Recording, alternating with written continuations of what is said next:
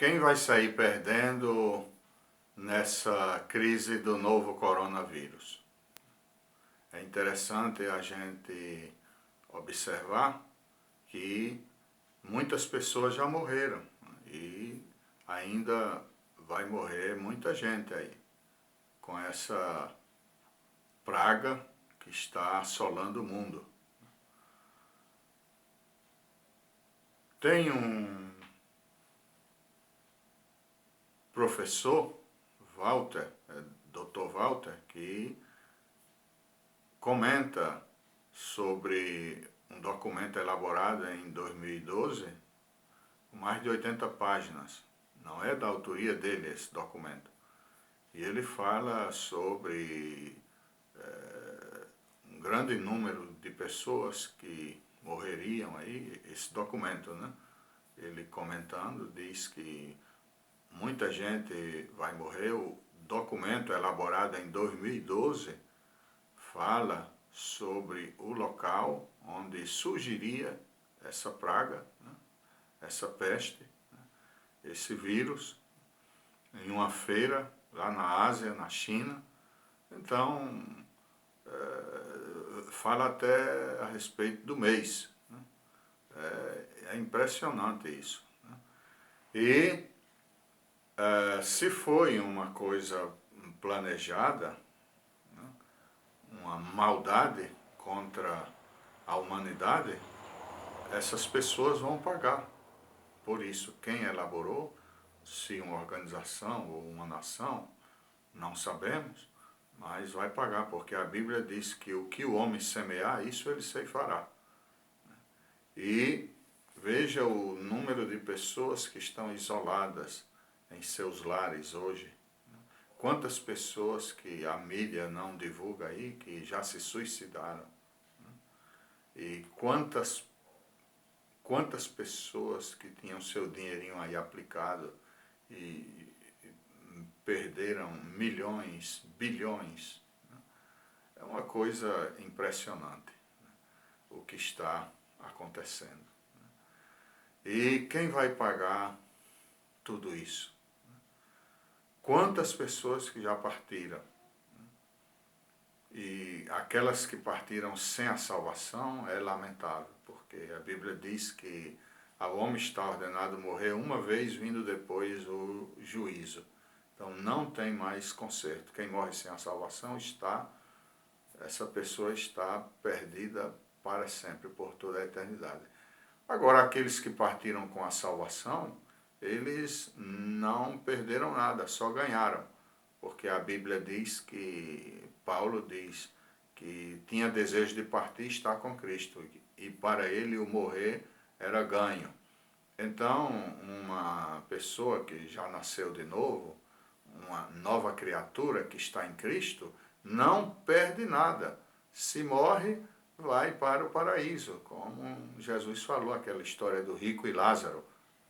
Lázaro, ali é uma história verídica, porque Jesus menciona o nome da pessoa, Lázaro.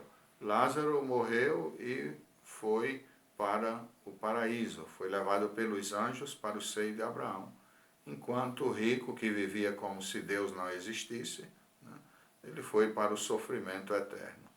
Então, é lamentável, né? Agora, quem vai pagar a conta de tudo isso? É claro, a Bíblia fala que aquele que cava uma cova, nela cairá. Então, Deus não se deixa escarnecer, está escrito em Gálatas. Porque o que o homem semear, isso ele ceifará. E essa praga Deus permitiu, é claro, se foi uma coisa planejada pelo homem aí em 2012, como tem esse documento aí, né? Deus permitiu como uma espécie de castigo sobre a humanidade, né? Porque o mundo vive hoje como se Deus não existisse. Quantas pessoas ateias que não creem em Deus, o Criador do universo, quantas pessoas blasfemam contra Deus, contra Jesus, contra o Espírito Santo. E isso é grave, porque Deus é o Criador do universo. Jesus é a segunda pessoa da Trindade, que Deus enviou para salvar o mundo, né? E diz a palavra de Deus que no princípio era o Verbo estava com Deus e o Verbo era Deus. E esse Verbo habitou entre nós, nosso Senhor Jesus Cristo, a palavra. A própria palavra se encarnou, né? A própria palavra encarnada. João disse que, João que diz isso no seu evangelho aí no capítulo 1, e versículo 1, e mais adiante ele trata sobre isso. Ok, então Jesus diz a palavra que o universo está sustentado pela palavra do seu poder. Então, como uma pessoa vai viver nesse mundo como se o seu Criador não existisse? Vive pior do que os animais, porque pelo menos os animais são agradecidos, né? Mas muitas pessoas vivem blasfemando, xingando, maltratando. Hoje, vejo, o mundo vive milhares de vezes pior do que Sodoma e Gomorra. Vocês sabem o que aconteceu com Sodoma e Gomorra? Deus enviou fogo do céu e destruiu aqueles lugares, lugares cheios de homossexuais e lésbicas, etc. A imoralidade era quase generalizada ali naquela região. Então Deus destruiu. E a Bíblia diz que os céus e a terra que hoje existem estão reservados como tesouro para o fogo. Um dia Deus vai destruir tudo isso. João viu um novo céu e uma nova terra. Então, é uma espécie de castigo sobre o mundo, para que o mundo pense, né, em Deus, se arrependa de seus pecados, né, e também Deus permite isso para que o seu povo busque mais a sua presença, né? Esse é o propósito, é claro. Então, quem ainda não aceitou Cristo como Salvador, por favor, faça o que a Bíblia diz, entrega o teu caminho ao Senhor, confia nele e ele tudo fará. Ele, Jesus, é o caminho, a verdade e a vida.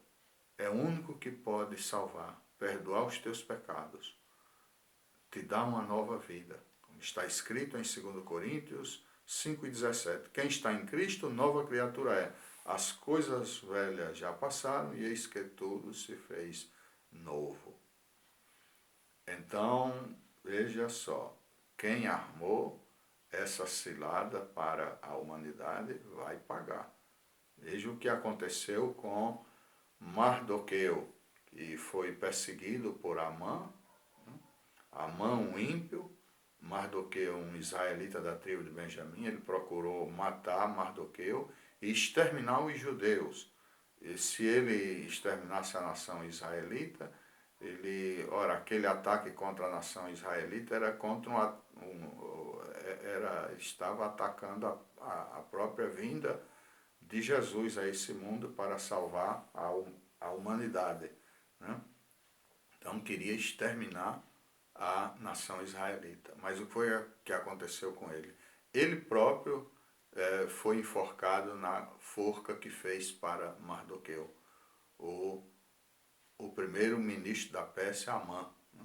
E Mardoqueu ficou no lugar dele. O rei, é claro, descobriu tudo. Você pode ler o livro de Esther e você vai encontrar essa história maravilhosa, né, acerca dos israelitas ali, a vitória que Deus deu ao seu povo.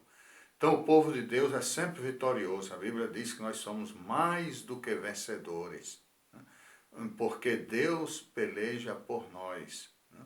Ele nunca perdeu uma batalha, ele é o campeão dos campeões. Então se você quer pertencer a esse exército, inclusive está escrito em Êxodo 15:3, que o Senhor é varão de guerra.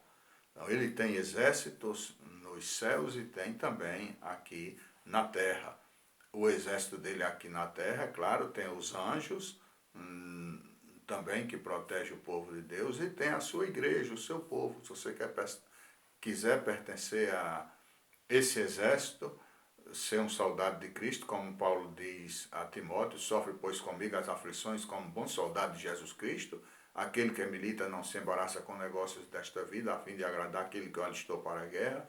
Então é um soldado, nós somos soldados de Cristo aqui. Se você quer pertencer a esse exército, quer ingressar nesse exército glorioso, então se arrependa de seus pecados e se converta, né? Porque a Bíblia diz para se arrepender e se converter, para que os pecados sejam cancelados.